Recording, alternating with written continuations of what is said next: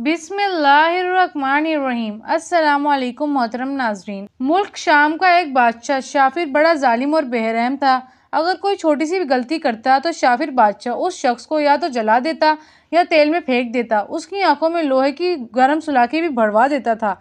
तमाम रायां शाफिर से बहुत नफरत करती थी।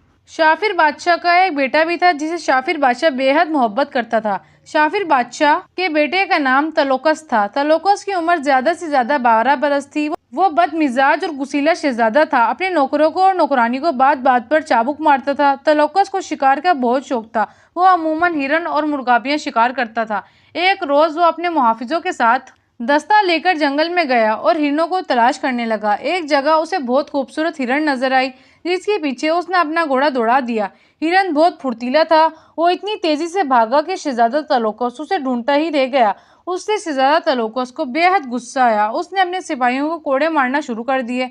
सिपाही बेचारे हक्का बक्का थे कि हमने क्या कसूर किया है। सिपाहियों को मार मारकर जब वो थक गया तो उसने बोला, वो हिरन तुम्हारी वजह से मेरे हाथ में नहीं आया, इसलिए तुम्हारी सजा है कि जंगल में बिखर जाओ और उस खूबसूरत हिरन का पता करके आओ कि वो किस जगह छुपा बैठा है, ताकि मैं उसे शिकार कर सकूं। बेचारे सिपाही शहजादे तलोकस का हुक्म सुनकर जंगल में फैल गए और हिरन को तलाश करने लगे। आखिर एक सिपाही ने हिरन को देख लिया। हिरन कांडा झील के किनारे एक चौड़े पत्तों वाले झाड़ियों में सोया हुआ था। वो सिपाही भागता हुआ शहजादे के पास पहुंचा और बोला, शहजादा सलामत, हिरन मुझे मिल गया है। वो इस वक्त कांडा झील के किनारे सोया हुआ है। शहजादा तलोकस ने ये खुशखबरी सुनी तो उसने सिपाही से कहा, अगर तुम साथ गए तो हिरन जाग जाएगा। तुम यहीं रहकर बाकी सिपाहियों को वापसी का इंतजार करो और वो आए तो उन्हें भी यहीं रोकना। ये कहकर शहजादा तलोकस कांडा झील की जानिब रवाना हो गया। झील पर जाकर वो घोड़े से उतर गया और 3 कमान सीधा करके हिरन को ढूंढने लगा। जरा देर बाद उसे हिरन दिखाई दिया। वो अभी तक कांडा झील के किनारे साए में गहरी नींद सोया हुआ था। शहजादा दबे पांव उसकी तरफ बढ़ने लगा। हिरन के काफी करीब जाके शहजादा तलोकस ने तीर कमान सीधा किया और चाहता था कि हिरन पर तीर चलाए कि यकायक हिरन उसकी नजरों से गायब हो गया। शहजादा उस पर बड़ा सटपटाया क्योंकि उसकी सारी मेहनत जाया हो गई थी। वो सोचने लगा अब क्या करे। तभी उसे अपने पीछे हिरन के हंसने की आवाज सुनाई दी। उसने झट पीछे देखा तो ये देखकर उसकी जान निकल गई कि वही हिरन उसके घोड़े को मुंह में उठाकर खड़ा है। शहजादा तलोकस उस मंजर को देखकर कांप उठा। कहाँ नन्हा सा हिरन और कहाँ शेरोज घोड़ा। शहजादे ने सोचा कहीं मैं ख्वाब तो नहीं देख रहा, लेकिन जब उसे यकीन आ गया कि ये ख्वाब नहीं हकीकत है तो उसने फौरन हिरन पर तीर चलाया। मगर उसी वक्त हिरन ने घोड़े को आगे कर दिया। तीर सीधा घोड़े की गर्दन में पेवस्त हो गया। घोड़े ने एक आवाज निकाली और मर गया। उस पर शहजादा तलोकस ने कमान में दूसरा तीर रखकर चलाया, लेकिन वो भी हिरन को ना लगा। हिरन छलांग मारकर दूसरी तरफ हो गया, इसलिए तीर दूसरी तरफ निकल गया। फिर तो शहजादे तलोकस के गुस्से की हद ना रही। वो हिरन पर तीर चलाने लगा, लेकिन हिरन ने आवाज बुलंद केका लगाना शुरू कर दिया, जिन्हें सुनकर शहजादे तलोकस का खून खुश्क हो गया। उसने डरी डरी आवाज में पूछा, तुम कौन हो? हिरन तो इस तरह कभी नहीं हंसा करते। क्या तुम कोई बदरू हो? सच सच बताओ। हिरन ने केका मारकर जवाब दिया, जालिम शहजादे, मैं तुम्हारे हाथ से नहीं मरा, इसलिए पूछ रहे हो कि मैं कौन हूँ?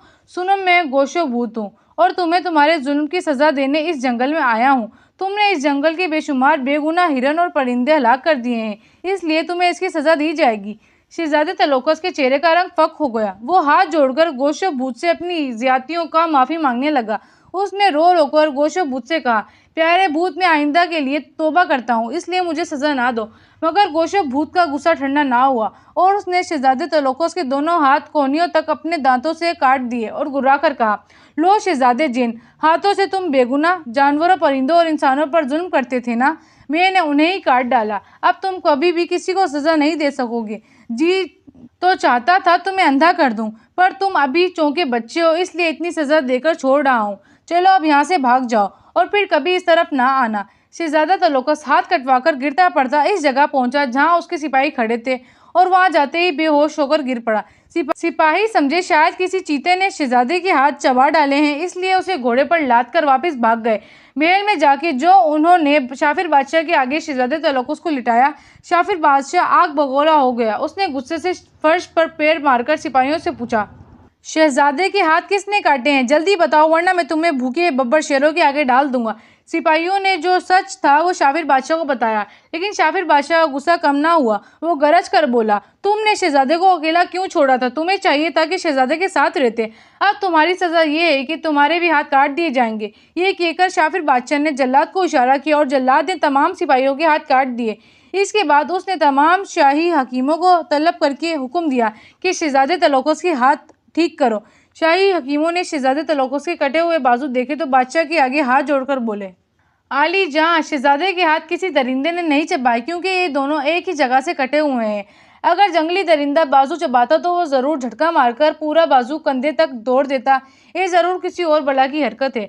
शाफिर बादशाह गुस्से से भरा हुआ तो उसने शाही हकीमों को गैर आलूदा नजरों से देखा और उनसे पूछा, तो फिर कौन शहजादे के हाथों को ठीक करेगा? तुम तो बस मुफ्त की रोटियां खाने वाले हकीम हो। हकीमों के सरदार ने जवाब दिया, अली जहां सबसे पहले तो ये मालूम करना चाहिए कि शहजादे के हाथ किसने काटे हैं, इसके बाद ही उनका इलाज होगा, और इसलिए आपको साईं बाबा से बात करनी होगी। हकीमों के सरदार साईं बाबा को तलब कर लिया गया और उससे कहा कि पता करो हमारे लाडले बेटे के हाथ किसने चबाए हैं। साईं बाबा ने बेहोश शहजादे के कटे हुए बाजुओं का मुआयना करके जवाब दिया, बादशाह सलामत, मेरे इल्म के मुताबिक शहजादे के हाथ गोशु भूत ने चबाए हैं और उन्हें अब तलोनी जादूगर ही ठीक कर सकता है। तलोनी जादूगरनी चाचन्ना जंगल के अंदर रहती थी और वो गोशु भूत की सख्त दुश्मन थी। शाफिर बादशाह ने यह सुना तो उसने अपने बहुत सारे सिपाही चुनाचा जंगल में भेजने की तलावनी जादूगरनी को बुलवा लिया। वो सिपाही जब चाचन्ना जंगल में दाखिल हुए तो गोशु भूत को पता चल गया और उसने उन सबकी बाजू चबा डाले। बादशाह को मालूम हुआ तो वो तेज में आ गया। उसने चीख चीख कर मेल सर पे उठा लिया। फिर उसने सारे मुल्क में ऐलान कर दिया कि जो शख्स भी गोशु भूत को मुर्दा या जिंदा पकड़ कर मेरे पास लाएगा उसे मुंह मांगी इनाम दिया जाएगा। ये ऐलान सुनकर बेशुमार लोग गोशु भूत को पकड़ने चुनाचे जंगल की तरफ चले गए, लेकिन गोशु भूत ने उनके हाथ ना आया। कभी वो लोमड़ी बन के भाग जाता, कभी गीदड़ बन जाता और कभी बंदर का रूप धार कर दरख्त पर जा पहुंचता। इन लोगों में एक भूकू भी था। बोकू नौजवान था और एक लोहार का बेटा था। बोकू चचना जंगल में गोशु भूत को तलाश कर रहा था कि एक जगह उसने एक छोटी सी गुड़िया पड़ी देखी। वो हैरान हो कि यहाँ जंगल में कौन गुड़िया फेंक गया है। उसने उस गुड़िया को उठाया तो गुड़िया उसके हाथों से चपक गई। बोकू ने गुड़िया से हाथ छोड़ाने के लिए बहुत जोर लगाया, लेकिन गुड़िया उसके हाथ से जुदा ना हुई। जब बोकू जोर लगा के थक गया तो गुड़िया हंसने लगी। अगर तुम में जोर नहीं था तो फिर गोशु भूत को पकड़ने क्यों आए थे? बोकू बोला, मैं गोशु भूत को पकड़ने नहीं आया, बल्कि उसे ये कहने आया हूँ कि बादशाह के बेटे के हाथ चबाए हैं तो बादशाह के हाथ भी चबा डाले, क्योंकि वो भी बड़ा जालिम है। उसने पिछले साल मेरे बाप को अंधा कर दिया था। गुड़िया हैरान होकर बोली, तो क्या तुम गोशु भूत को पकड़ने नहीं आए? बोकू ने कसम खाकर कहा, नहीं, मैं उसे पकड़ने नहीं आया। बोकू की ये वजाहत सुनकर वो गुड़िया तलौनी जादूगरनी बन गई। उसने बोकू लोहार से कहा, मुझे पहले से पता है कि तुम्हारा बादशाह बड़ा जालिम है, इसलिए मैं बहुत अरसे से उसे सजा देने का सोच रही थी। अच्छा हुआ ये मौका मुझे मिल गया। चलो अब तुम मुझे शाफिर बादशाह के पास ले चलो। ये कहकर तलौनी जादूगरनी, जो पहले बदसतूर बूढ़ी औरत थी, एक हसीन लड़की बन गई और बोकू लोहार से शाफिर बादशाह के पास ले गया। शाफिर बादशाह ने तलौनी जादूगरनी देखी तो वो इस पर आशिक हो गया और कहने लगा, तलौनी, मैं तुमसे शादी करना चाहता हूँ। तलौनी जादूगरनी को बादशाह की इस बात पर बड़ा गुस्सा आया, मगर वो अपने गुस्से को पी गई। अली जहाँ मैं आपसे जरूर शादी करूंगी, मगर इस वक्त जब आपका बेटा तलौकस ठीक हो जाएगा। बादशाह तलौनी जादूगरनी के राजी होने पर बहुत खुश हुआ और बोला, ठीक है, मुझे ये शर्त मंजूर है, तुम जल्द अज जल्द मेरे बेटे को ठीक कर दो। तलौनी जादूगरनी शाफिर बादशाह का हुक्म मिलने पर वहीं बैठ गई और मुंह ही मुंह में काले जादू का मंत्र पढ़ने लगा। उसका जादू मुकम्मल हुआ तो उस जगह गोशु भूत जाहिर हुआ, जिसकी खौफनाक सूरत देखकर सब डर गए। तलौनी जादूगरनी ने गोशु भूत से कहा, तुमने शहजादे तलौकस के बाजू क्यों चबाए? गोशु भूत बोला, शहजादा तलौकस बड़ा जालिम है, उसने तीर चलाकर मुझे हलाक करना चाहा, इसलिए मैंने उसके हाथ काट दिए। तलौनी जादूगरनी ने कहा, अब शहजादे को काफ़ी सज़ा मिल गई है, वो अभी तक बेहोश है, इसलिए इसका कसूर माफ़ कर दो और उसके बाजू ठीक कर दो, वो आइंदा किसी पर जुल्म नहीं करेगा।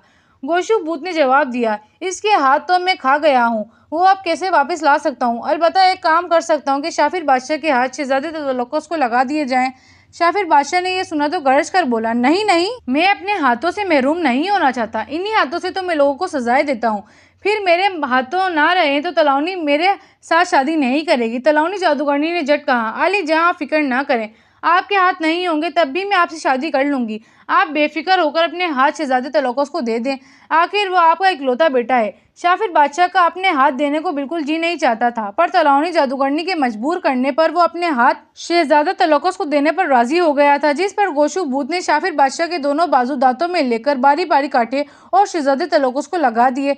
शाफिर बादशाह हाथ कटने से बेहोश हो गया। दूसरी तरफ हाथ जड़ने से शहजादा तलकोस होश में आ गया। होश में आकर उसने जब अपने हाथों को देखा तो जोर जोर से चीखें मारने लगा, क्योंकि उसकी पतली पतली बाहों के साथ शाफिर बादशाह के मोटे मोटे और बड़े और बेहद बदसूरत लग रहे थे। उसने नौकरों से पूछा कि ये हरकत किसने की, तो नौकरों ने जवाब में उसे सारा वाकया सुना दिया, जिसे सुनकर उसने सजा देने के लिए तलावनी जादूगरनी और गोशु भूत को पकड़ने की कोशिश की, मगर वो उसी वक्त कमरे से गायब हो गए।